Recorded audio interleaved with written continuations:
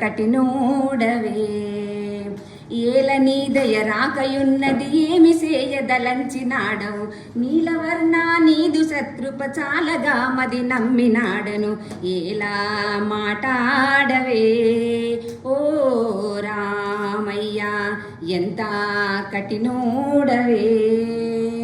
మీరు సమయం ఇవ్వలేదు కానీ తప్పక పాడాలనిపించి పాడాను. వేదికను అలంకరించినటువంటి పెద్దలకి, సభా సరస్వతికి, వేదిక దిగువన ఉన్నటువంటి పెద్దలకి, అలాగే విద్యార్థులందరికీ కూడా నా యొక్క నమస్సులు. విద్యార్థులకి కూడా నమస్సులు ఎందుకు అన్నానంటే, నేను విద్యార్థినే. మా madam Triveni madam TU Telangana university స్కాలర్ని.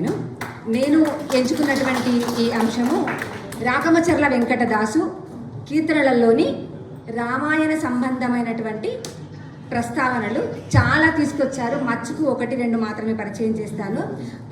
పూర్వకాలంలో పెద్దలందరూ కూడా కూర్చొని ఒక దగ్గరగా కూర్చొని పెద్ద వాళ్ళందరూ కూర్చొని వాళ్ళు పాటలు పాడుకుంటూ ఉండేవారు. అటు భారతంలో కావచ్చు, రామాయణంలో కావచ్చు, ఎన్నో పురాణాలలో నుంచి, ప్రబంధాలలో నుంచి అనేక కీర్తనలను, పాటలను అలవోకగా పాడేటువంటి వాళ్ళు. వాళ్లకు చదువు రానటువంటి వాళ్ళే అయినప్పటికీ కూడా వాళ్ళు చాలా జ్ఞానవంతులు. వారు భారత రామాయణాలలోని పద్యాలన్నింటినీ కూడా ఏకదాటిగా చదివి వినిపించేటువంటి సంపద ఆ కాలంలో ఉండేది. కానీ ఇప్పుడు సాంకేతికపరమైనటువంటి పరిజ్ఞానం చాలా మెరుగుపడింది కాబట్టి మనం ఎక్కడ చూసినా ఈ మొబైల్స్, కంప్యూటర్లు వీటి వల్ల వాటిని చాలా మర్చిపోతున్నాము.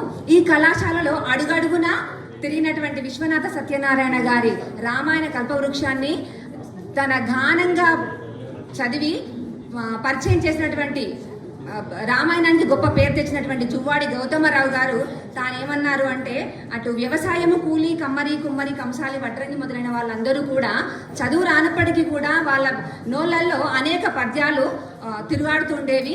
అలాంటి ఆ పద్యాలలోని భాగమే, ఆ కీర్తనలోని భాగాలే ఈ యొక్క రామదాసు కీర్తనలు.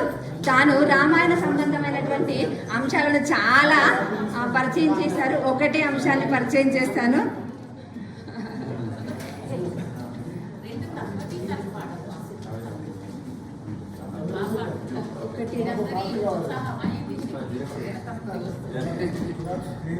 మేడం రామాయణ సంబంధమైనటువంటి కొన్ని అంశాలు ఇక్కడ తాను చెప్పారు. 1-2 మాత్రమే నేను పరిచయం చేశాను. ఇక్కడ దినకర వంశ దివ్య తేజ అని ప్రస్తావించారు ఆయన.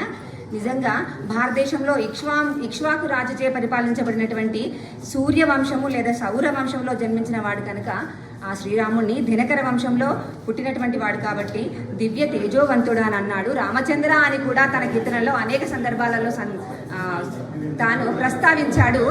దశరథుడు రాముడికి చంద్రుడు కావాలి అంటే చంద్రుడిని అద్దంలో చూపెట్టి రామబింబాన్ని, చంద్రబింబాన్ని 2 ఒకేసారి చూపెట్టాడు కాబట్టి అతనికి రామచంద్ర అనే పేరు మనం రామాయణంలో వినే ఉంటాము. అలాంటి ఆ రామచంద్ర అనే పేరుతో అనేక సందర్భాలలో ఇటు జానకి రామ, రామచంద్ర, దశరథ రఘునందన ఇలా చాలా ఈ రామాయణ సంబంధమైనటువంటి పదాలను తన కీర్తనలో ఉపయోగిస్తూ ఒక రామాయణాన్ని సృష్టించగలిగాడు